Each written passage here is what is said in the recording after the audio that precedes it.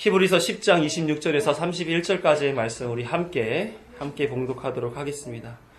네, 함께 봉독하시죠. 시작. 우리가 진리를 아는 지식을 받은 후 짐짓 죄를 범한즉 다시 속죄하는 제사가 없고 오직 무서운 마음으로 심판을 기다리는 것과 대적하는 자를 태울 맹렬한 불이 있으리라.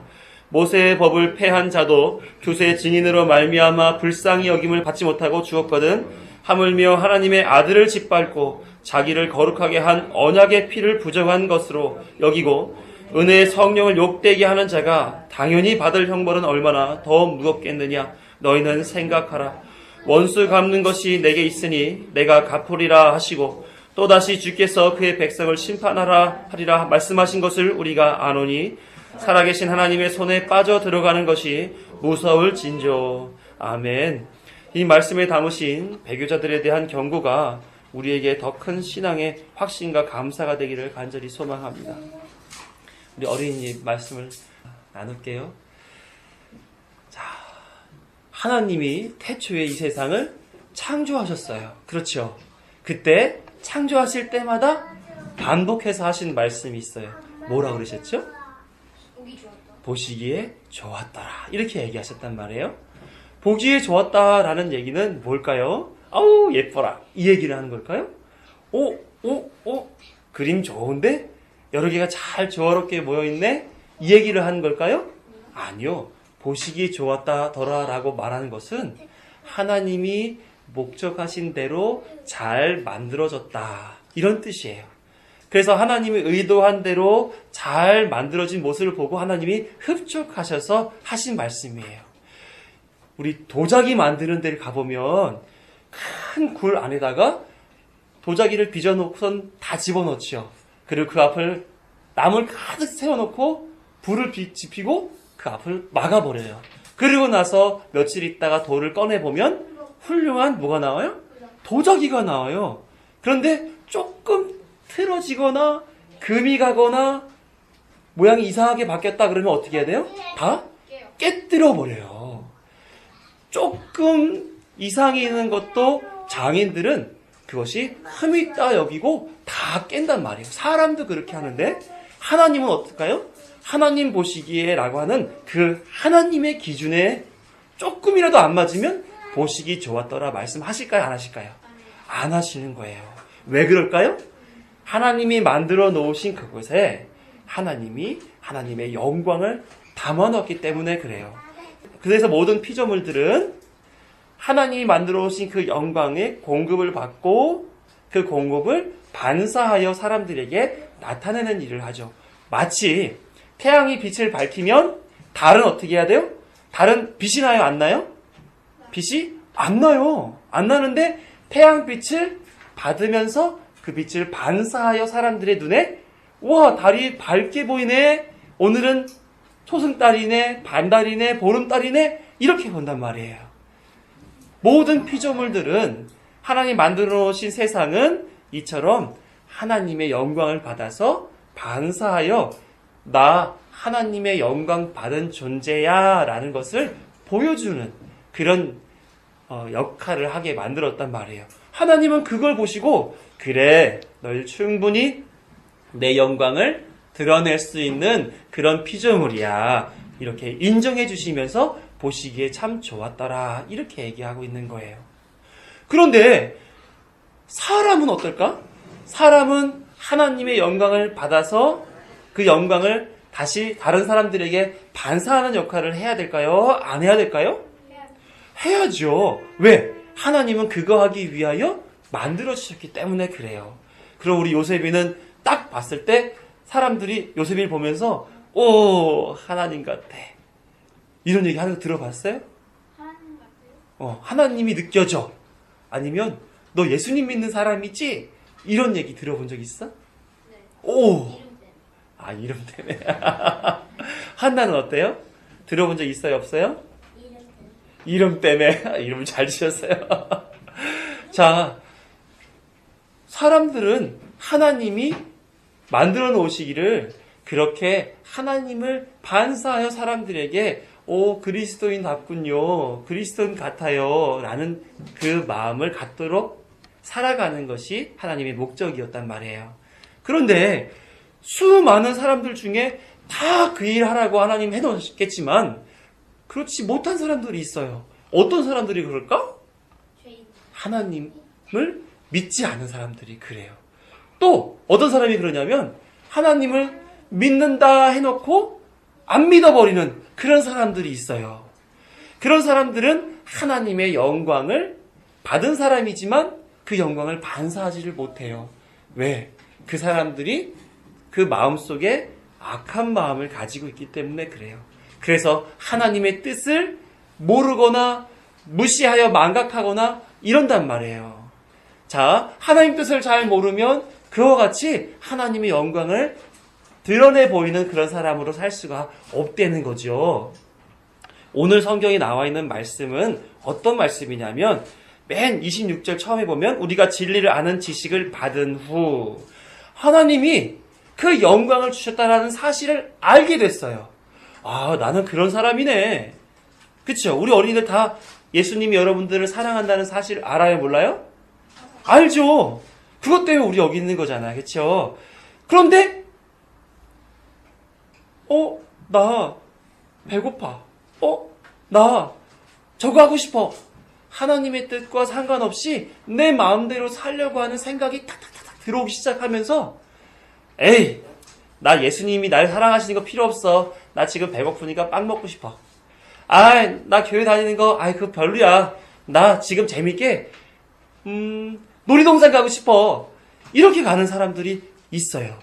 그건 뭐예요? 하나님이 나를 사랑하신다. 예수님이 나를 위해서 죽으셨다라는 사실을 알면서도 그거를 무시하고 내 맘대로 살려고 하는 악한 마음이 있어서 하는 일인 거예요.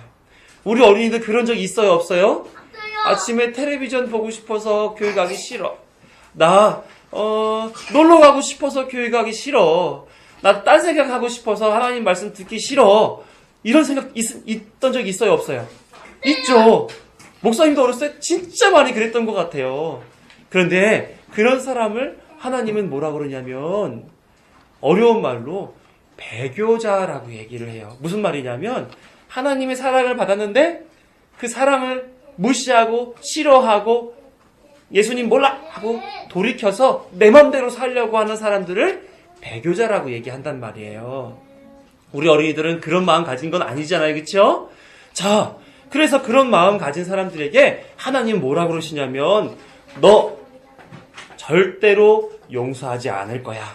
너에게는 하나님 나라에 들어가지 못할 심판만 있고 그리고 하나님이 지옥이라고 하는 그런 맹렬한 불 안에 담아놓는 것만 남았어. 절대로 나는 그런 자 용서하지 않아. 하나님은 그렇게 얘기하는 거예요. 우와!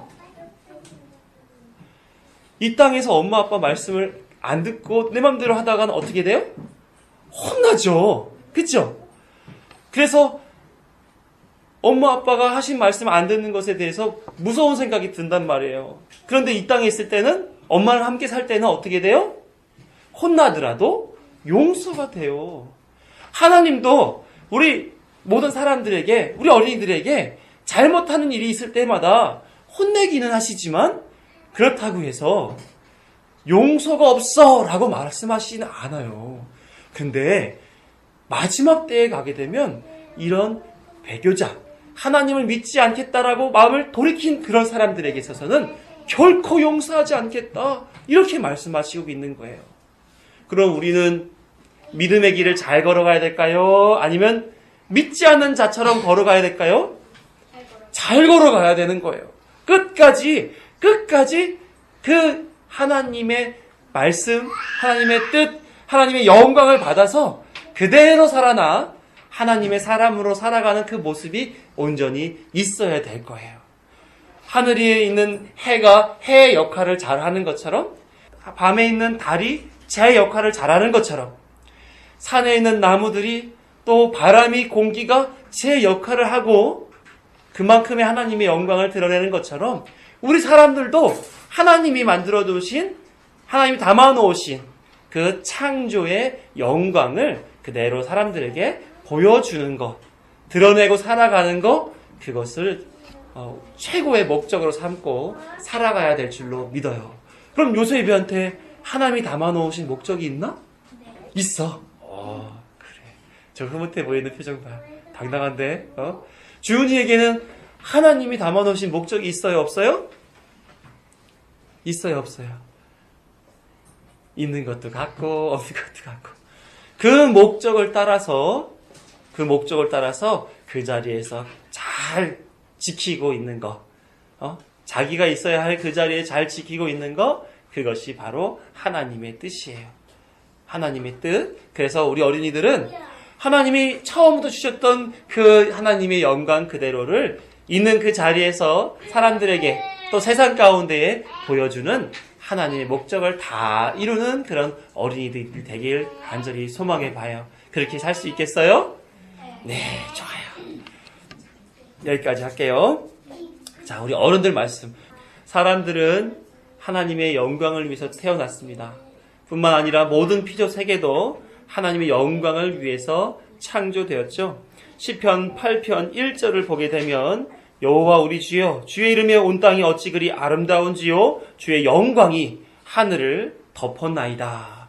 주의 영광이 온 세상 가운데 충만하다 하는 말씀을 찬양으로 시편 기자가 올려드린 거예요. 시편 기자는 온 세상이 아름다운 이유가 하나님의 영광이 온 세상을 덮었다.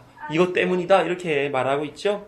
또 시편 19편에 가서 보면 하늘이 하나님의 영광을 선포하고 궁창이 그 손으로 하신 일을 나타낸다라고 영광 받은 피조물이 영광을 드러내는 것으로 자기 존재를 드러내고 있다.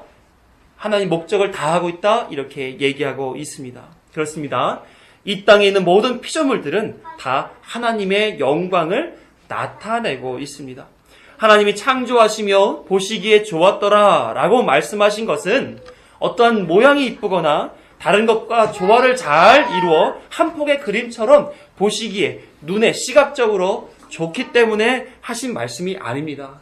하나님의 목적을 충분히 드러낼 조건을 잘 갖췄다라는 의미에서 보시기 좋았더라 말씀하신 거예요. 이 하나님이 보시기 좋았더라라고 하는 것은 피조물에 대한 하나님의 영광의 원리입니다. 이 땅에 내려오신 예수 그리스도께서도 그 원리를 따라서 하나님의 영광을 받아 내려오셨죠. 요한복음 1장 14절을 보시게 되면 이렇게 기록하고 있어요. 말씀이 육신이 되어 우리 가운데 거하심에 예수님을 나타내는 말이죠. 우리가 그의 영광을 보니 아버지의 독생자의 영광이요 은혜와 진리가 충만하더라. 아버지의 영광이 독생자의 영광으로 나타나 이 땅에 왔다 이렇게 얘기하고 있는 겁니다. 예수님도 이 땅에 성육신 하셨을 때에 하늘에 덮여있는 영광과 같이 하나님의 영광이 가득한 그런 몸으로 오셨다 하는 말씀이에요. 그리고 그의 전 삶을 통해 피조물이 영광을 드리는 것처럼 하나님께 영광을 올려드리는 삶을 살아내셨다 하는 것이죠. 로마서 15장 7절을 보시게 되면 그러므로 그리스도께서 우리를 받아 하나님께 영광을 돌리신과 같이 너희도 서로 받으라. 예수님께서 당신의 사역으로 말미암아 하나님께 영광을 올려드렸다는 거예요. 그런데 신비하게도 목적을 가지고 보냄을 받은 예수님이 그 목적을 다해서 하나님께 영광을 올려드리는 것이 뭐라고 그러는 거예요? 다시금 영광을 받는 일이다 라고 얘기를 하세요. 요한복음 8장 54절에 이렇게 기록합니다. 예수께서 대답하시되 내가 내게 영광을 돌리면 내 영광이 아무것도 아니거니와 내게 영광을 돌리시는 이는 내 아버지시니 곧 내가 너희 하나님이라 칭하는 그 이시라. 원리를 잘 이해하셔야 돼요. 영광을 가지고 창조된 피조물들이 그 영광을 따라 살아 하나님께 영광을 올려드리는데 그 영광 올려드림으로 말미암아 하나님께서는 다시금 그 피조물들에게 영광을 주신다라는 것입니다. 예수님이 이 땅에 성육신하신 것은 하나님의 영광을 가지고 내려오신 것이죠. 그리고 죽으심으로 말미암아 하나님께 그 목적을 다하여 영광 올려드리게 됩니다. 그랬더니 하나님이 다시금 그에게 영광을 나타내 보여주세요. 우리에게도 마찬가지로 그런 원리가 동일하게 적용이 됩니다. 이게 창조주 하나님의 영광의 원리라는 거예요. 하나님은 모든 피조물들을 창조하시며 당신을 위해 지으셨습니다. 피조물들은 하나님을 위해 창조된 거지요. 목적을 이루는 존재로 살아야 한다는 거예요. 이것이 피조물이 하나님의 영광을 받는 유일한 방법인 것입니다. 이 피조물에 영광을 주시는 그 원리가 사람에게도 동일하게 적용이 됩니다. 모든 피조물 중에서 하나님의 형상을 따라 지음받은 이 사람은 어떻겠습니까? 같은 원리 아니겠어요? 요한복음 17장 22절을 보게 되면 예수님이 하나 되게 하는 목적에 부합한 영광을 사람들에게 주었다는 사실을 기록해 놓고 있어요. 22절, 내게 주신 영광을 내가 그들에게 주었사오니 이는 우리가 하나가 된 것 같이 그들도 하나가 되게 하려 함이니라. 우리는 우리를 창조하신 하나님 앞에 영광을 올려드리는 일에 부름을 받았다라고만 생각합니다. 그래서 무엇을 먹든지 무엇을 마시든지 무엇을 하든지 하나님의 영광을 위해서 하라라고 고린도전서 10장 31절의 말씀을 마음에 품고 사는 사람들이죠. 그래서 어울리지도 않는 거룩을 흉내내기도 하고 사랑하는 척, 겸손한 척, 온유한 척, 성숙한 척 살아가는 그런 일들이 얼마나 많은지 모릅니다. 왜요? 하나님의 영광을 위해서라면 그 정도 척은 해줘야 되지 않겠나 하는 우리 생각이 그 안에 있기 때문에 그렇습니다. 그러나 하나님께서는 하나님의 방식으로 그 영광을 거두어 가시는 분이시지 사람의 방법을 통해서 영광을 거두시는 분이 아니라는 사실을 사도 바울이 설명해 놓고 있는 본문이 있어요. 로마서 8장 30절을 보시게 되면 우리 함께 읽어볼까요? 중요한 본문이니까 시작. 또 미리 정하신 그들을 또한 부르시고 부르신 그들을 또한 의롭다 하시고 의롭다 하신 그들을 또한 영화롭게 하셨느니라. 하나님께서 미리 정하신 사람을 당신의 목적에 따라 부르셨어요. 왜요? 그들을 영화롭게 하기 위함이다. 이렇게 기록하고 있죠. 하나님의 영광을 주시기 위해 그들을 부르시고 그들을 의롭게 하시고 그들에게 수동적으로 작용하신다라는 말씀을 하고 계신 거예요. 주도권이 누구에게 있다고 말합니까? 하나님께 있다는 거죠. 그래서 사람의 불의함으로 척했다가는 나중에 당연히 들통날 수밖에 없는 거예요. 언제 우리가 그것을 확인하게 됩니까? 돈 없을 때 그렇죠.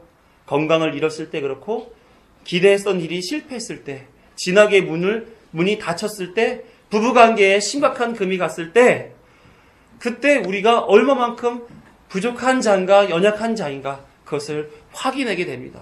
위기 때에 그가 누군지를 확연하게 확인할 수 있게 되지 않습니까?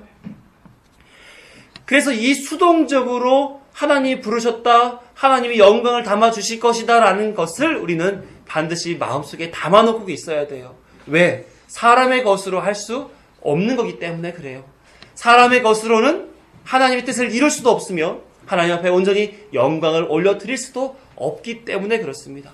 그래서 하나님은 영광을 주신 대로 당신의 방법대로 주신 대로 당신이 거두어 가시며 거두어 가신 대로 또 영광을 주시는 거예요. 그래서 이 사실 영광의 원리를 아는 사람이라면 더욱더 하나님만을 의지하고 살아야만 되는 것입니다. 이렇게 불의한 사람일지라도 하나님은 영광을 주시고 그 영광을 따라 존재하는 그런 목적을 가지고 태어나게 했습니다. 하나님께 영광을 올려드린과 동시에 영광을 받는 원리, 내 영광 내게 줄 거야 하는 그 안으로 불러들이고 있는 그 속에서 우리는 살아야만 되는 거죠. 그래서 사람들에게는 두 가지 원리가 작용합니다. 한 가지는 택자, 성도는 하나님이 정하신 대로 구원 얻는 것으로 영광이 돌려지게 된다는 거예요. 하나님의 작정은 영광스러운 하나님의 나라를 완성하는 데 있습니다. 그 가운데 죽은 백성들을 살리시고 그 나라에서 함께 산자로 살기를 원하신다는 거예요. 그게 목적이에요. 이 일을 위해 죽은 자와 산 자의 주가 되실 그리스도를 보내시고 죄의 형벌을 받게 하시고 구원하셔서 택자 성도에게 구원, 영생, 사랑을 선물로 주게 하신 것입니다. 하나님이 미리 정하신 대로 부르시고 의롭게 하셔서 구원받도록 하시는 것, 그 안에 택자들을 불러들여서 하나님이 영광을 거두어 가시며 그에게 영광을 주신다 하는 말씀이에요. 또 한 가지 영광의 원리는 뭐냐면 유기자죠. 심판받을 사람들에게는 하나님의 정하신 대로 심판받는 것, 그것이 하나님께 영광이 된다라는 말이에요. 마찬가지로 유기하기로 미리 정한 죄인에게는 마땅한 심판을 받도록 이끄는 것이 하나님께 영광이 된다 하는 것입니다. 만인 구원을 이야기하는 신학자나 교회가 있어요. 하나님은 사랑이신데 어떻게 하나님의 형상을 따라 지음받은 사람이 지옥으로 가는 것을 그냥 보고만 계실 수 있겠는가? 그리스도가 구원을 완성해 놓았으므로 그 그리스도의 구원의 은혜는 끝없이 넓게 펼쳐져 있어서 사람의 죄보다 그리스도의 구원의 능력이 크므로 모든 사람들을 구원할 수 있다. 이렇게 말씀한단 말이에요. 이 감리교의 창시자 존 웨슬리가 이런 말을 했어요. 그러나 성경은 끊임없이 구별하신단 말이에요. 구원받을 자와 구원받지 못할 자를 구별하시며 성도들에게 이 말씀을 알게 해주시는 그런 내용이 성경에 담아있지 않습니까? 그것은 하나님의 공의를 보지 못한 그런 증거인 것입니다. 행함이 없는 믿음은 죽은 믿음이라고 그랬죠. 그 행위대로 심판을 받는다라고 말씀했습니다. 따라서 심판은 하나님이 주신 믿음에 의한 결과라고 얘기할 수 있어요. 이 땅에서 믿음이 없이 행한 사람은 그 심판의 기준대로 심판받는 것이 하나님의 공의다라는 말씀이에요. 그러므로 만인 구원을 말하는 것은 인간적으로 볼 때 합리적으로 보일 수 있어 보이지만 하나님의 어떤 분이신지 모르는 자의 교만한 표현일 뿐이다라는 것이죠. 이 영광의 원리를 따라 하나님께서 작정하신 대로 택자에게는 예수 그리스도의 구원을, 유기자에게는 심판을 하시는 것이 하나님의 영광이 된다 하는 말씀이에요. 그래서 성도들은 내가 어떻게 하나님의 사람이 되었는가, 그래서 하나님의 공의가 나를 구원으로 인도하는 그 기준이 되게 되는가, 이 사실을 분명히 알아야 된다는 거죠. 기복적으로 세상의 복을 추구하기 위해 내가 선택했다거나 죽어서도 평안히 살기 위해서 하나님 나라를 쟁취하려고 선택했다라고 하는 이런 식으로 이승과 저승 모두에서 편히 살려고 기독교인이 되어 종교 생활을 하는 것, 이것은 바른 신앙이 아니요 기독교가 아니라는 겁니다. 이런 식으로는 하나님의 사람이 될 수 없는 거죠. 어떤 사람이 하나님의 사람이 될 수 있어요? 창세전에 하나님이 미리 정하시고 부르시고 의롭게 하심으로 영화롭게 되기 위해 하나님 목적 담은 자들이 하나님의 백성 그리스도인이 된다라고 하는 거예요. 그래서 그것을 알아가는 과정, 그 삶이 어떤 삶이에요? 성도의 신앙생활이라고 하는 겁니다. 그걸 알아가셔야 된다고요. 내가 믿어서 확신으로 가지고 가는 게 아니라 말씀을 통해 내가 이렇게 부름받은 자였구나, 내 최종은 어떻게 되겠구나 하는 것을 알아가는 그런 사람이 성도란 말입니다. 그러나 하나님의 영광을 따라가는 삶은 결코 쉽지 않습니다. 스데반 집사는 성도의 신앙생활을 광야교회라는 표현으로 설명했습니다. 광야 40년의 세월이 곧 성도의 삶과 같다 하는 말이에요. 하나님만을 믿으며 살아가는 것은 이 세상에서 먹을 것, 마실 것, 입을 것 때문에 하나님을 부정했던 그 광야 이스라엘 백성의 삶을 이겨내는 삶이다라고 말하는 거예요. 그만큼 내 삶과 밀접한 관계가 있고 그만큼 하나님만을 바라보며 살아가야 되는 그런 어떤 의지와 결단과 수고와 노력과 최선이 담아져 있어야만이 그 광야 40년 우리 인생을 이겨낼 수 있다라고 하는 거죠. 자신의 유익을 위해 판단하는 모든 것들을 다 하나님께 맡기고 내게 허락된 그리스도인으로 살아가는 일에 마음을 다하고 뜻을 다하고 목숨을 다해야 한다 라는 말씀을 스데반 집사가 소개한 것입니다. 그래서 그리스도인답게 살아가는 거 쉽지가 않은 것입니다. 하나님이 알게 하신 사랑은 이타적인 사랑이에요. 근데 사람은 결국 이타적일 수 없습니다. 이기적이죠. 사랑받는 게 좋지 않습니까? 예수님은 섬기라고 말씀하지만 사람은 섬겨지지가 않습니다. 태어날 때부터 우리는 섬김에 익숙하지요. 엄마가 젖을 물리고 기저귀를 갈아주고 목욕을 시켜주고 자라날 때마다 어린이집 보내, 유치원 보내, 학교 보내, 대학 입학에, 지금은 어떻습니까? 취업에, 결혼의 문제까지도 다 부모가 다 섬겨주는 것을 바라고 사는 사람들이에요. 그런데 예수님은 그렇게 사는 거 아니야? 네가 섬기는 거야. 다른 사람을 섬기려고 보면 마치 내가 자존심을 꺾어야 되는 것처럼 느껴질 때가 있어요. 굴욕을 당하는 것처럼 느껴질 때가 있다는 거예요. 한 번은 안 믿는 친구들과 함께 이렇게 같이 시간을 보내고 있었는데 어려운 사람이 있어서 도와주려고 했단 말이에요. 그 무거운 그 리어카를 끌고 가시는 할머니가 계셨는데 별거 아니잖아요, 우리가 볼 때. 근데 밀어드리는데 좀 지저분했어요, 리어카가. 손을 대려고 하는 것이 친구들 보기에는 조금 지저분해 보였나 봐요. 그냥 가자고. 아니라고, 이거 힘드신 거 보고 어떻게 그냥 가냐고 하고서 밀어드렸단 말이에요. 그런데 그 친구들이 나중에 그걸 가지고 핀잔을 주는 겁니다. 야, 그 할머니 그렇게 할머니대로 살기 놔둬. 돕는다고 사람이 달라지지 않아.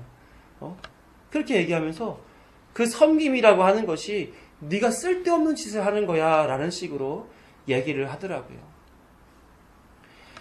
세상의 원리는 그런 것 같습니다. 그냥 네가 해서 손해볼 일이면 하지 마. 그리고 네가 그것을 가지고 해서 아무런 다른 사람들에게 큰 유익이 되지 않을 것 같으면, 친하지 않으면, 사람들로부터 인정받지 않으면 하지 마. 이런 식으로 얘기한단 말이에요.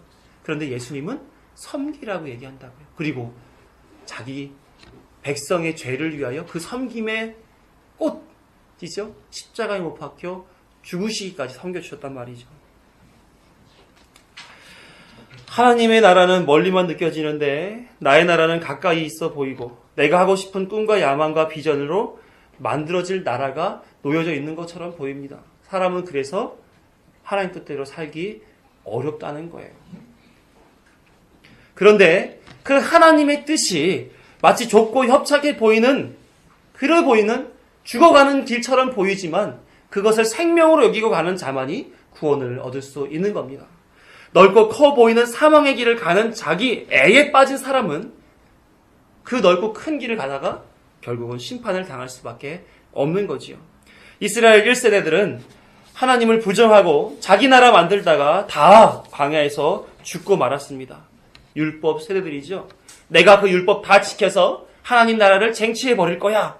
그 마음에 하나님을 의지하는 것보다 자신을 의지하고 자신의 뜻대로 되기를 바라는 그런 마음을 가진 그런 자들이었습니다. 그런 사람들은 다 무너져 버리고 말았죠. 심판받고 말았습니다. 그런데 이 세대들은 가나안 땅에 들어갔어요. 어떤 세대들입니까? 율법의 세대가 아닌 믿음의 세대들. 이들을 살 수 있도록 인도해 주시는 분이 있었습니다. 바로 하나님이시지요. 그 하나님이 신비로운 방법으로 요단강을 건너게 하시고 여리고 성을 함락시켜 주시고 마지막엔 가나안 땅도 점령하게 만들어 주셨어요. 그저 하나님께서 행하시는 대로 순종하면 그런 영광을 얻을 수 있었던 것입니다. 성도들에게 두신 이 구원의 방법도 마찬가지로 믿음의 세대가 경험했던 것처럼 우리에게 성경을 통해서 알려주시는 바 그대로 하나님이 하신다는 얘기예요. 하나님이 직접. 로마서 9장 10절에서 21절의 말씀을 보시면 제가 내용이 기니까 읽어드리면서 말씀드립니다. 그뿐 아니라 또한 리브가가 우리 조상 이삭 한 사람으로 말미암아 임신하였는데 그 자식이 아직 나지도 아니하고 무슨 선이나 악을 행하지 아니할 때에 택하심을 따라 되는 하나님의 뜻이 행위로 말미암지 않고 오직 부르시는 이로 말미암아 서게 하려 하사. 그 야곱과 에서가 어떠한 존재인지 어떠한 삶을 살아냈는지 아무런 상관없이 하나님이 미리 그들에게 뜻을 담아 주셨다는 거예요. 그래서 리브가가 이르시되 큰 자가 어린 자를 섬기라 하셨나니 기록된 바 내가 야곱은 사랑하고 에서는 미워하였다 하신과 같으니라. 하나님은 그가 어떠한 삶을 살았는지도 모름에도 불구하고 사랑하는 자가 있고 미워하는 자가 있더라 하는 거예요.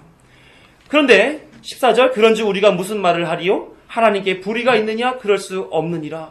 그 사랑하는 것과 미워하는 것을 미리 아시고 구별해 놓으신 하나님 앞에 어떤 이도 불만 가질 수 없다. 하나님, 왜 제가 어떻게 살아갔는지, 하나님 얼마만큼 사랑을 하나님께 드렸는지, 영광을 올려드렸는지 본 적이 없는 그런 에서와 야곱인데도 하나님은 그렇게 구별하셨습니까?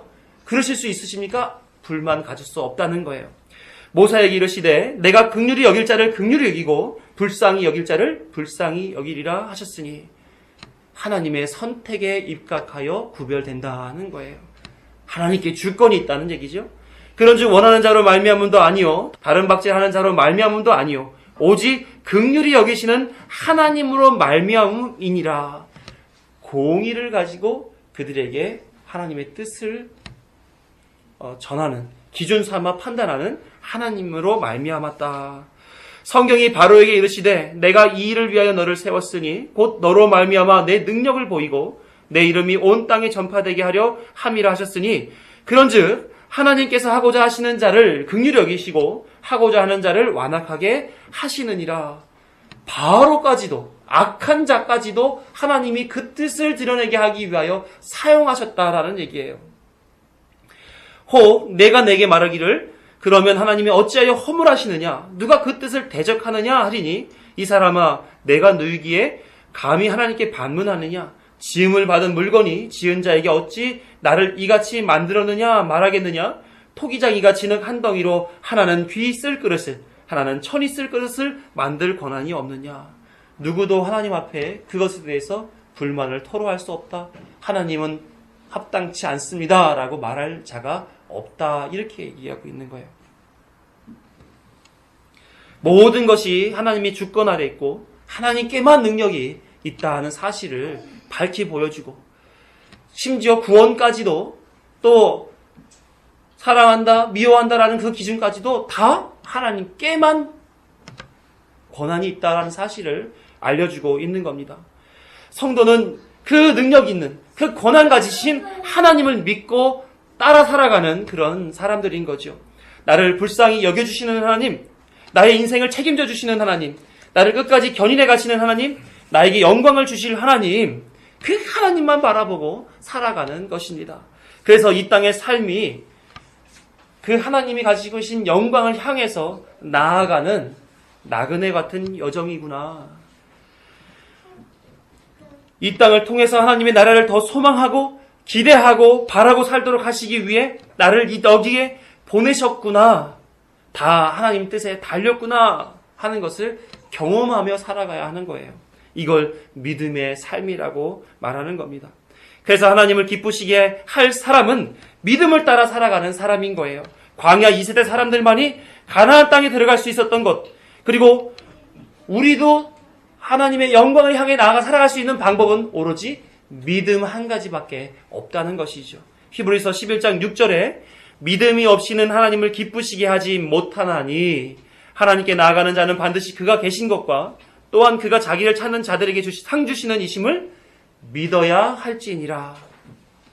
그런데 이 믿음을 내가 만들어 가지고 가는 것이 아니라 성경은 뭐라고 말씀하냐면 믿음은 하나님의 선물이라고 얘기해요. 에베소서 2장 8절 너희는 그 은혜에 의하여 믿음으로 말미암아 구원을 받았으니 이것은 너희에게서 난 것이 아니요 하나님의 선물이라. 즉 하나님이 구원할 자를 미리 정하시고 의롭다 하시고 영화롭게 하기까지 다 하신다는 얘기죠. 그럼 성도들은 뭘 해야 되는 겁니까? 하나님이 하시는 일에 대하여 믿음으로 받으라는 얘기예요. 히브리서 10장 1절 믿음은 바라는 것들의 실상이요 보이지 않은 것들의 증거니 라고 말했습니다. 믿음은 보이지 않은 것을 보게 해준다라는 말이에요. 믿음으로 하나님 나라를 보고 그 길이 내게 주어져 있음을 믿음으로 받아 하나님 나라를 소유한 백성으로 살아가야 한다는 것이죠. 그러면 하나님께서 영광을 받으시고 또한 그 성도에게 영광을 주신다, 영화롭게 해주신다 하는 거예요. 문제는 성도들이 그렇게 살 수 있는가 하는 거예요. 하나님은 택자에게 향한 작정이 성취됨으로써 하나님께 영광이요, 성도 자신에게도 영광이 주어진다라고 했습니다. 그런데 당시 개종한 히브리 유대인들이 유대교 안에 있는 유대인들 글로부터 종교적 핍박을 받고 로마로부터 정치적 경제적 압박을 받음으로써 현실이냐 하나님이냐 하는 갈등을 가지면서 그들의 믿음이 흔들리고 있었단 말입니다. 어떤 길을 걸어가려고 해요? 배교의 길을 걸어가려고 해요. 하나님의 빛을 비추임 받았고 하나님의 진리의 말씀을 경험한 바가 있는데 삶의 형편을 보고 자기의 판단 그 기준을 가지고 그 상황을 모면하라고 보니까 믿음이 흔들리고 있는 거예요. 배교가 뭡니까? 예수 그리스도를 멸시하고 고의적으로 배격하는 것과 성령의 역사를 무시하고 복음을 믿지 않는 죄를 범하는 것을 배교라고 얘기한단 말이에요. 그래서 히브리서 기자가 히브리서를 쓴 겁니다. 믿음이 흔들리는 개종한 히브리 유대인들아, 하나님께서 허락하실 이 구원이 얼마나 확실하고 영광스러운가. 그러면 이 구원을 부정하고 배교하게 된다면 어떻게 되는지 아는가? 이 얘기를 지금 해주고 있는 것입니다. 그 중에 오늘의 본문은 배교하는 자에 대한 경고의 메시지인 거예요. 먼저 알고 계셔야 될 것이 이거예요. 아까 말씀드렸던 건데 배교자를 심판하시는 것도 하나님께 영광이 된다는 거예요. 그건 이해가 되시죠? 결코 하나님은 배교자를 용서하지 않으세요. 배교자는 배교자답게 판단하시고 심판하시는 것이 하나님 공의의 맞음으로 반드시 심판하신다는 것을 우리는 기억해야 됩니다. 그래서 히브리서 기자가 더 강조하는 것 같아요. 이런 배교자에 대한 경고가 처음 있는 게 아니라 히브리서에만 4번에 걸쳐서, 그래서 오늘 본문이 4번째 본문이에요. 첫 번째는 2장 1절에서 4절에 기록되었는데 그 중에 하나, 우리가 이같이 큰 구원을 등한히 여기면 어찌 그 보응을 피하리오라고 3절에 기록되고 있어요. 두 번째 경고는 3장 전체가 다 그래요. 그 중에 12절만, 형제들아 너희는 삼가 혹 너희 중에 누가 믿지 아니하는 악한 마음을 품고 살아계신 하나님에게서 떨어질까 조심할 것이요. 그렇죠? 세 번째는 6장 4절에서 8절에 기록하고 있어요. 한 번 빚을 받고 하늘의 은사를 맛보고 성령이 참여한 바 되고 하나님의 선한 말씀과 내세의 능력을 맛보고도 타락한 자들은 다시 새롭게 하여 회개할 수 없게 되나니. 그리고 오늘 말씀이 4번째입니다. 26, 27절만 우리 함께 읽어봅니다. 시작.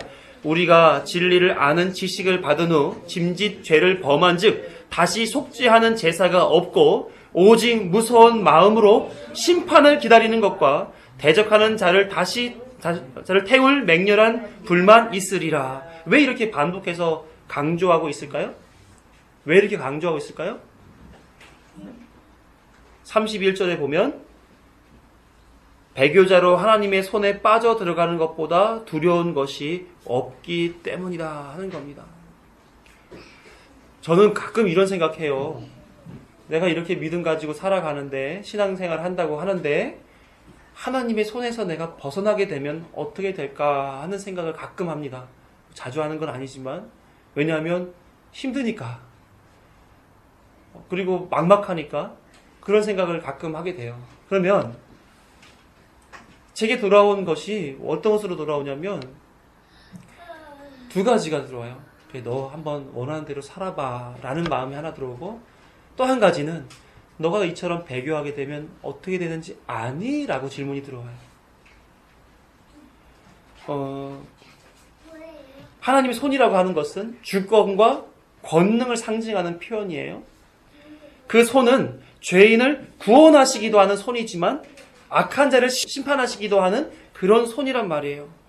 그래서 제가 그 고민할 때에 그럼 하나님이 가지고 계신 그 주권으로 나에게 뭘 할 것인가를 생각해 보면 너무 두려운 일만 있는 거죠. 너무 두려운 일만 있는 거예요.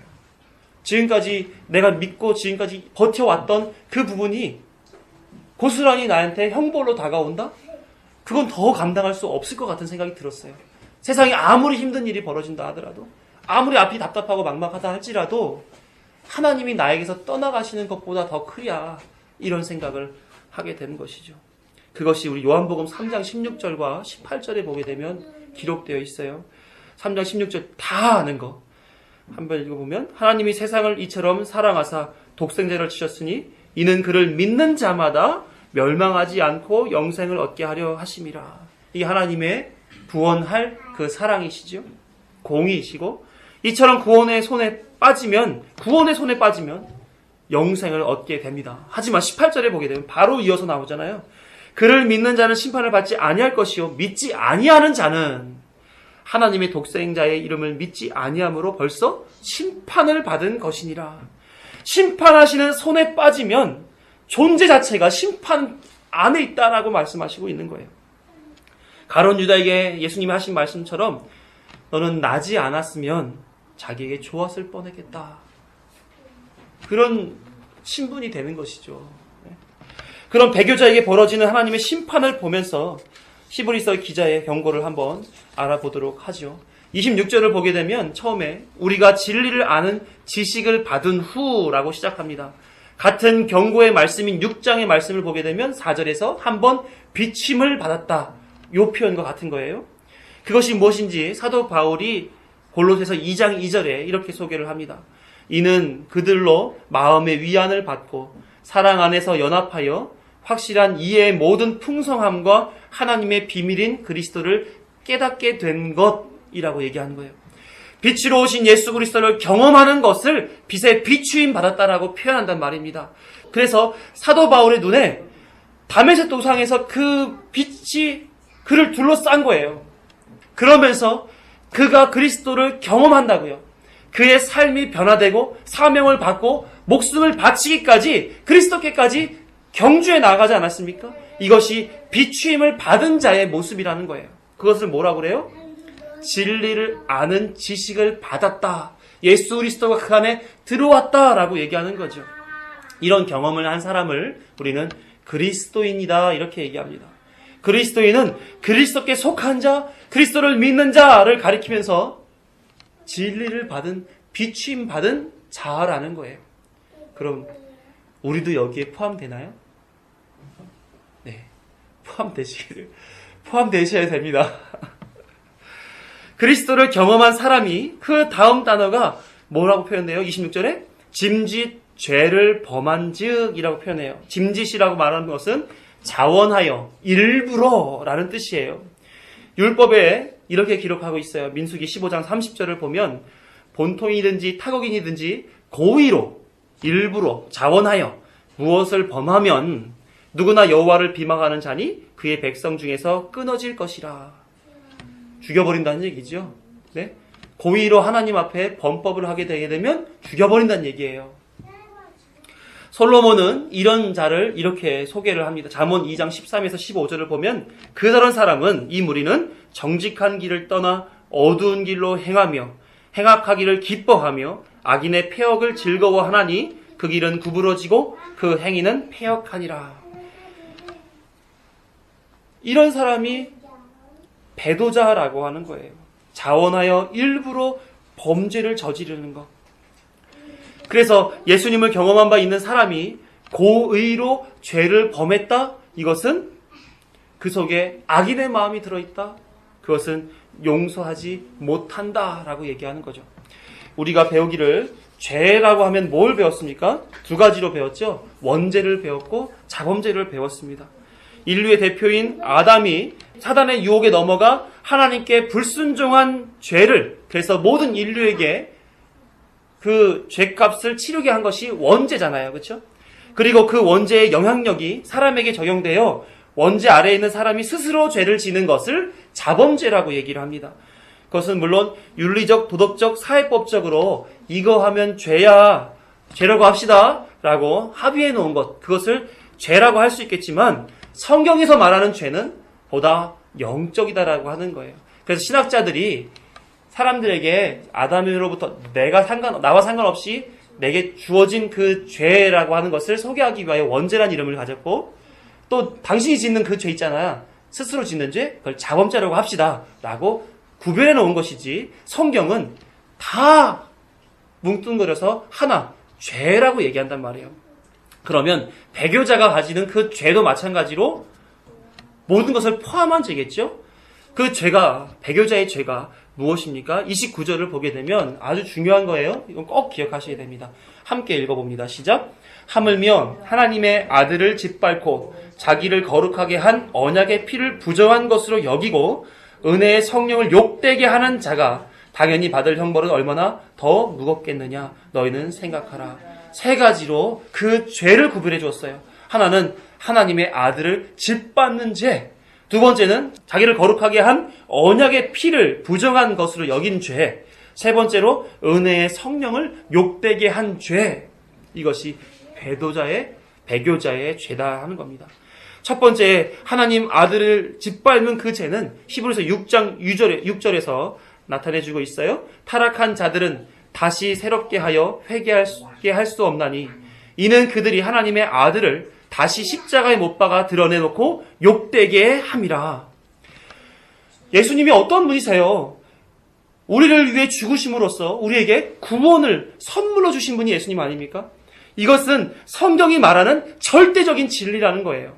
그 죽으심을 우리는 십자가로 기억하고 있어요. 히브리서 6장 6절에 히브리서 기자가 그것을 다시 한번 상기시키기 위하여 표현해 주었지 않습니까? 그런데 배교자, 이 타락한 자는 이 십자가의 죽음에 대하여 부정한단 말이에요.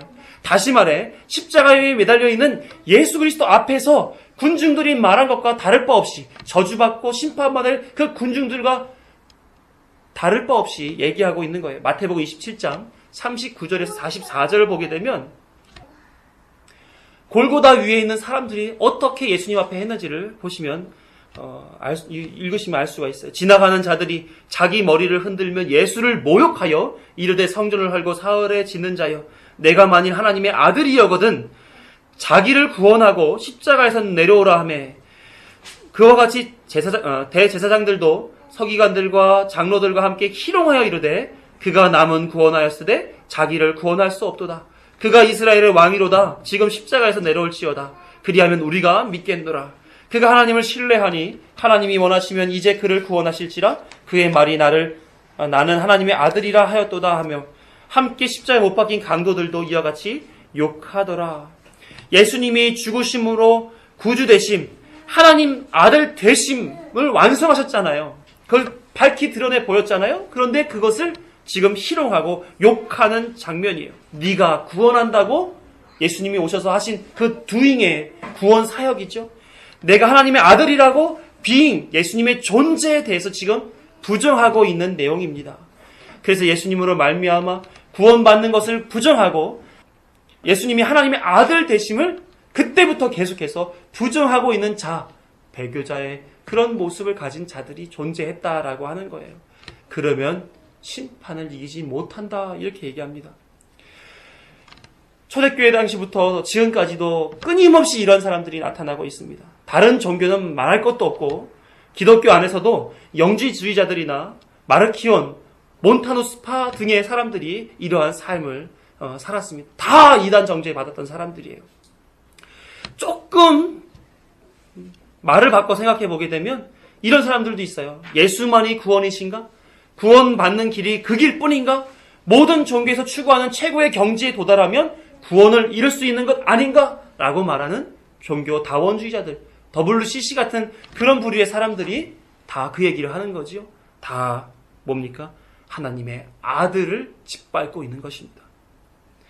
두 번째, 자기를 거룩하게 한 언약의 피를 부정한 것으로 여겼다라고 하는 것은 히브리서 13장 21절에서 증명해줘요.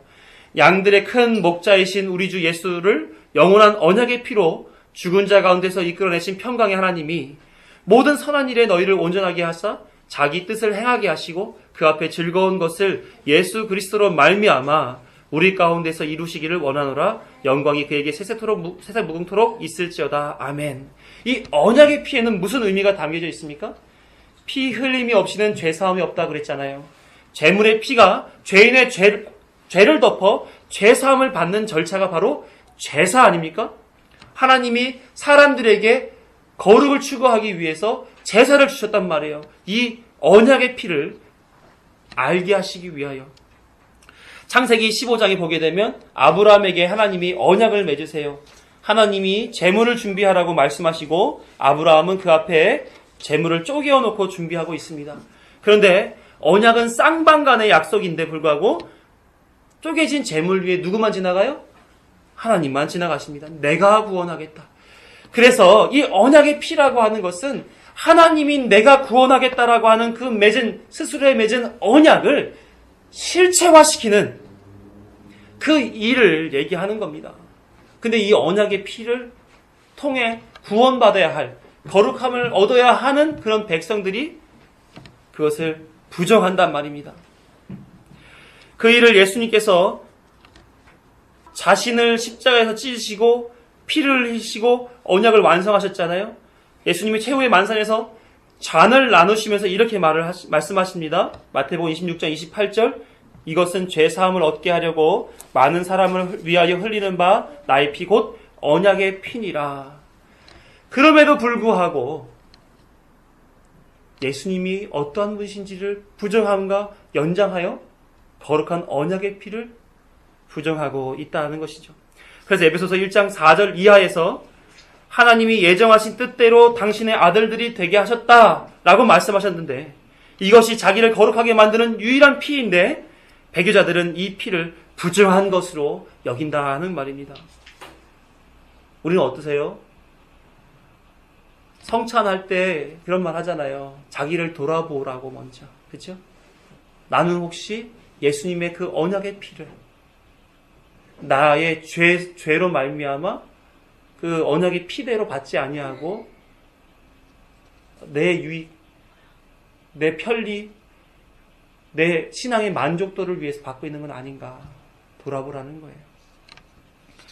세 번째로 배교자들이 한 그 행위는 이렇습니다. 성령의 은혜 성령을 욕되게 했다. 스가랴 12장 10절을 보게 되면 회복의 은혜를 누굴 통하여서 이루시는지 하나님의 뜻을 볼 수가 있어요. 내가 다윗의 집과 예루살렘 주민에게 은총과 간구하는 심령을 부어주리니 성령을 주신다는 말이에요. 그들이 그 찌른 바 그를 바라보고 그를 위하여 애통하기를 독자를 위하여 애통하듯 하며 그를 위하여 통곡하기를 장자를 위하여 통곡하듯 하리로다. 멸망으로 치달아가는 이스라엘 백성에게 하나님의 구원의 계획을 알려주시는 얘기입니다. 성령을 부어주겠다. 성령은 어떤 일을 하세요? 예수 그리스도께서 선포하고 가르치신 말씀 그대로 다시 가르치시고 생각나게 하시는 그 일을 하시잖아요. 그가 구원의 복음을 가지고 살아가도록 인도하는 그 일을 하잖아요. 그래서 우리에게 무엇입니까? 예수 성령은 보혜사 성령 아니에요? 그가 가르치신 대로 순종하면 구원이요, 불순종하면 심판. 그래서 성령은 그 기준을 제시하기 위하여 나중에 죄에 대하여, 의에 대하여, 심판에 대하여 세상을 책망하러 오신다라고 성경은 기록하고 있단 말입니다.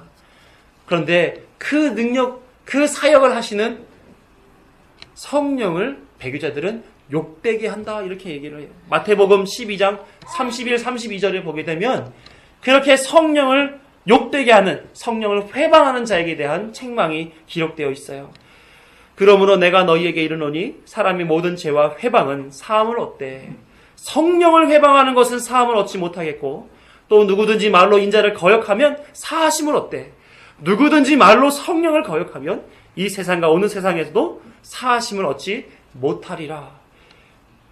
이처럼 성령을 모욕하는 것은 큰 죄임에도 불구하고 이 배교자들은, 하나님의 뜻을 저버리는 자들은, 죄인들은 이 일을 서슴지 않고 행한다라는 것입니다. 이 세 가지가 죄인 거예요. 이렇게 죄를 진 자에게는 더 이상의 속죄 제사가 없고 초조히 심판을 기다려야만 하는데 그 심판의 결과는 맹렬한 불만이 있다. 더 놀라운 것은, 더 두려운 것은 30절에 그 원수를 갚는 것이 내게 있으니 내가 갚으리라. 전지전능하신 하나님이, 전지 다 아시는, 전능 다 하실 수 있는 그 분이 내가 알아서 내가 그를 심판하는 그 길에 내가 설 것이다. 이렇게 얘기한단 말이에요. 로마서 12장 19절에 내 사랑하는 자들아 너희가 친히 원수를 갚지 말고 하나님의 진노하심에 맡기라. 기록되었으되 원수 갚는 것이 내게 있으니 내가 갚으리라. 주께서 말씀하시니라. 하나님이 갚으신다고요. 믿음 없이 산 사람들에게 대한 책망 하나님이 직접 하신다고요. 그것 때문에 우리가 고민하지 말라는 거예요. 그것 때문에 다른 사람이 믿음을 지키고 사네 안 사네, 나한테 핍박 줬네 안 줬네, 이런 거 가지고 고민하지 말라고요. 그 너는 네 살 길을 살아라 하시는 말씀을 우리 여기서 읽을 수가 있는 거죠. 사랑하는 성도 여러분, 하나님은 당신의 영광을 위해서 분명히 심판하실 것입니다. 우리에게는 그 심판이 멸망으로 다가옵니까? 아니면 영광으로 다가오겠습니까? 나에게 배교자의 그 죄가 있다면 분명히 멸망으로 다가올 것입니다. 그런데 다행스럽게도 우리는 지금 어디에 있어요?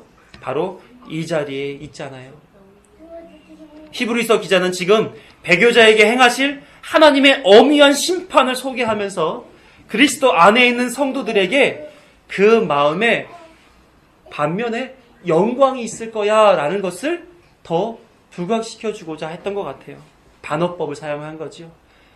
우리와 다른 이들은 그런 심판을 받지만 우리는 하나님의 영광을 끊임없이 공급받고 드러내고 또 체험으로 영화롭게 함을 받게 될 거야. 사랑하는 성도 여러분, 그래요. 그리스도인으로 사는 것은 쉽지 않습니다. 광야를 걷는 걸음과 같아서 힘겨울 것입니다. 세상을 보면 감정적으로나 이성적으로 왜 이렇게 내 인생은 힘겹나, 괴롭나, 우울한가를 되뇌인다고 해서 그 상황이 극복되지 않습니다. 잠시 눈물 닦는다고 해서 현실에서 벗어나지지 않으며 아무리 최선을 다해 요새 바둑알을 잘 놓는다 할지라도 세상은 훨씬 더 뛰어나 알파고를 데려다 놓고 바둑을 두게 만듭니다. 세상을 능히 이기는 사람은 없다는 거예요. 다 세상 안에 굴복되어 살게 됐다는 거예요. 아무리 감성적으로 이겨내려고 해도, 이성적 자기 논리를 가지고 이겨내려고 해도 세상을 이길 수 없다는 겁니다. 그래서 세상 철학이나 학문 속에서 세상을 이기는 방법을 가르쳐주는 그런 학문과 철학이 없어요. 제가 장교 훈련을 받을 때 우리 부대장이라고 하죠. 그 훈련 받는 장교 후보생들을 지도해주는 그런 부대장이라고 한 중위, 대위 이런 분들이 계셨어요. 자, 너희들이 이 나라의 기관이야. 너희들이 열심을 다하면 이 나라를 바꿀 수 있어. 얼마나 업됐는지 몰라요. 20대 초반에 무슨 생각이 있어요. 그래? 내가 세상을 바꿀 수 있어? 세상을 바꾸기는커녕 얼차례를 엄청나게 받았습니다. 네. 말벌한테 여기 물렸는데 이렇게 붙는 거예요. 전 새끼손가락이 엄지발가락이 될 수 있는 방법을 그때 처음 알았어요. 이렇게 부어서 붕대를 감고 이제 의무대를 나왔는데 부대장이 그러는 거예요. 이건 누가 치료해주나? 의무관이 치료해줬는데요. 엎드려. 푸샷 10번을 했어요. 다시 일어나 해서 또 물어봐요. 이거 누가 치료해주나? 제가 치료해야 될 것 같습니다. 엎드려. 그래서 한 4번 정도를 한 것 같아요. 근데 제가 그분의 말귀를 못 알아들었던 거죠. 나라가 치료해줘. 이거를 듣고 싶었는데 제가 그 눈치를 못 채고 의사가 치료해줍니다. 의무대에서 치료를 받습니다. 제가 치료합니다. 엉뚱한 소리만 했던 거예요. 세상을 바꿀 수도 없어서 손가락도 못 치료하는 제가 세상을 어떻게 바꾸냔 말이에요. 장교가 되면 그럴 줄 알고 최선을 다하면 되는 줄 알고 했는데 그렇지 않더라는 거예요. 왜? 진급이 안 되면 나가야 되거든요. 제 선배들이 다 진급이 안 됐어요. 나는 세상을 이길 사람이 아니야. 세상을 바꿀 사람이 아니야를 세상을 살면서 경험하게 되더라고요. 계급이 올라가면 올라갈수록 또 높은 자리에 직위에 올라가서 책임을 껴안고 업무를 보면 볼수록 세상은 내가 내 힘으로 바꿀 때가 아니야. 그렇더라고요. 근데 유일하게 세상을 바꾸는 힘을 알려주시는 분이 있습니다. 바로 하나님이시여. 성경에만 그것이 기록되어 있습니다. 그래서 요한계시록에서 보게 되면 이기는 자는 이렇게 표현되어 있죠. 그렇죠? 교회를 향해서 하는 편지 속에서 누가 이기는 자라고 되어 있는 겁니까? 요한일서 5장 4절을 보게 되면 무릇 하나님께로부터 난 자마다 세상을 이기느니라. 세상을 이기는 승리는 이것이니 우리의 믿음이니라. 하나님이 주신 믿음으로 사는 것이야말로 광야의 삶을 극복하는, 세상을 이기는 강력한 능력이 된다는 사실을 성경은 기록해 놓고 있어요. 사랑하는 성도 여러분, 하나님이 구원해 주시려고 창세전부터 여러분들을, 저를 택자로, 성도로, 그리스도인으로 부르셨습니다. 그래서 배교자들이 당할 그런 엄청난 멸망이라는 심판을 받지 않은 그 의로운 길, 영화롭게 되는 그 길로 우리를 인도해내고 계세요. 그게 하나님의 영광의 원리잖아요. 우리는 어떻게 살면 되겠습니까? 그 은혜를 따라 믿음으로 순종하고 살아가면 된다는 겁니다. 믿음을 가지고 있는 그 자리에서 믿음 있는 사람처럼 사시는 거. 그래서 하나님의 영광을 사람들이 보고 우리 요셉을 보면서 하나님 믿는 사람 같아. 우리 한나를 보면서 너 이름은 한나네? 예수님 믿는 사람이구나. 그것을 사는 사람들이 경험하면 되는 거예요. 그러면 하나님께서 마지막 날에 하나님이 가지고 계셨던 영광스러운 하나님의 나라, 그것을 우리에게 허락해 주실 줄로 믿습니다. 늘 항상 하나님과 믿음을 함께 하시며 그 자리에서 꿋꿋하게 그리스도인답게 살아가시는 여러분 되기를 간절히 소망합니다. 기도하겠습니다.